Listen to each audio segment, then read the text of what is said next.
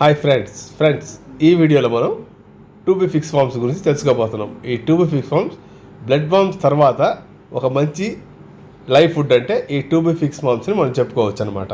ఈ 2B fix ఫార్మ్స్ని మామూలుగా మనం ఎక్వేరియం షాప్లో వెళ్ళి వామ్స్ అని అడిగామంటే వాళ్ళు డ్రై వామ్స్ ఇస్తారు. ఇదిగో ఆ డ్రై వామ్స్ ఇలాగే ఉంటుంది ఫ్రెండ్స్.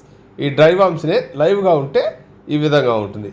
ఇది వచ్చేసి చూడడానికి ఒక ఏలియన్ సినిమాలో అన్నోన్ క్రీచర్ లా కనపడుతుంది కదా ఫ్రెండ్స్. ఇది ప్రవహించే కాలువలు ఉంటాయి కదా, ఆ కాలువల్లో అంచున జీవిస్తూ ఉంటుంది ఫ్రెండ్స్.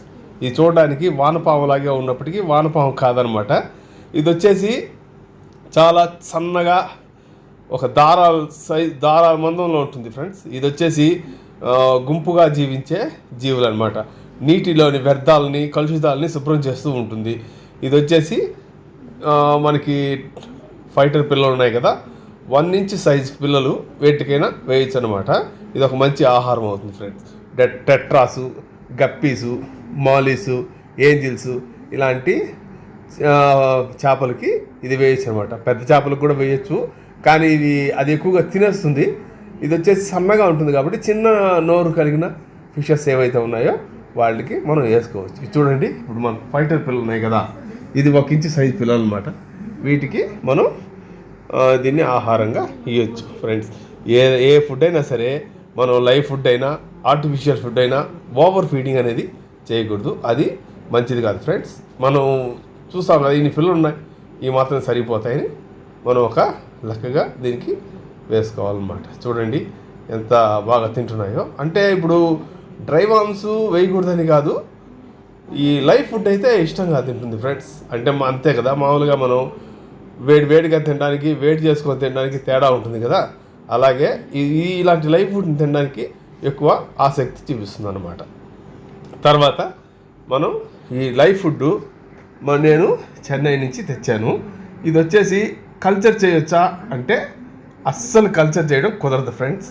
ఇది తీసుకొని వచ్చి మన దగ్గర ఎక్కువ క్వాంటిటీ ఫిషెస్ ఉన్నప్పుడు మాత్రమే ఇది ఉపయోగపడుతుంది. ఇది వచ్చేసి అలాగే ఒక బాటిల్లో వేసి ఉంచామంటే 24 అవర్స్ తర్వాత చనిపోతుంది.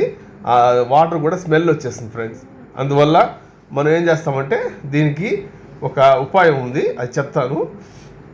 ఈ విధంగా మనం దీనికి ఫీడ్ చేసుకొని ఎంత కావాలో కొద్దిగా ఫీడ్ చేసుకున్న తర్వాత మనం దాన్ని ఈ విధంగా మనం తీసుకుంటున్నాం కదా, ఎంత కావాలో అంత చూడండి. మన దగ్గర 2 బ్యాచ్ ప్రైస్ ఉన్నాయి.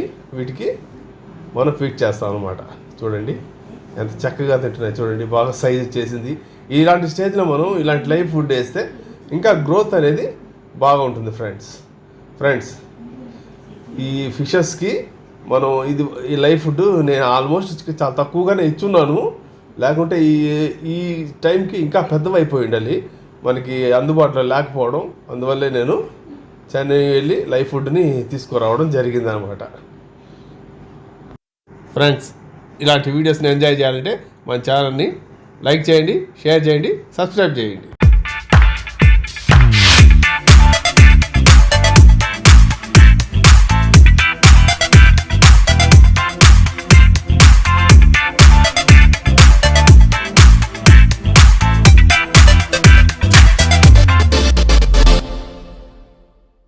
ఫ్రెండ్స్, నేను చెప్పాను కదా ఇది కల్చర్ చేయలేమని, కానీ దీన్ని మనం ఈ విధంగా ఒక ప్లాస్టిక్ కంటైనర్ తీసుకొని ఇలాగా ఒక 5 ఇంచెస్కి పైన ఒక హోల్ ఒకటి వేసుకొని అందులో మనం ఏవైతే 2B ఫిక్స్ ఫార్మ్స్ ఉన్నాయో అది వేసేసి ఇలా ట్యాప్ని సన్నగా కానీ వాటర్ ఫ్లో అయ్యేలా పెట్టామంటే ఇది చూడండి, ట్యాప్ నుంచి వాటర్ వస్తున్నాయి కదా, అది అలాగే వచ్చి ఆ హోల్ దగ్గర నుంచి కింద ఫ్లో అవుతుంది అనమాట. ఈ విధంగా మనం కంటిన్యూగా పెట్టామంటే మనకి ఒక 1 వీక్ నుంచి 10 డేస్ దాకా ఇది లైవ్గానే ఉంటుంది. మనం కావాల్సినంత కొద్దిగా తీసుకొని చేపలకి ఫీడ్ చేసుకోవచ్చు ఫ్రెండ్స్.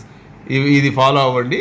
ఈ విధంగా చేయడం వల్ల మనకి ఇవి ఒక 10 డేస్ వరకు ఉంటుంది, ఇంకా వేరే దారి లేదు, లేకపోతే ఇవి చనిపోతాయి ఫ్రెండ్స్. Okay, bye friends.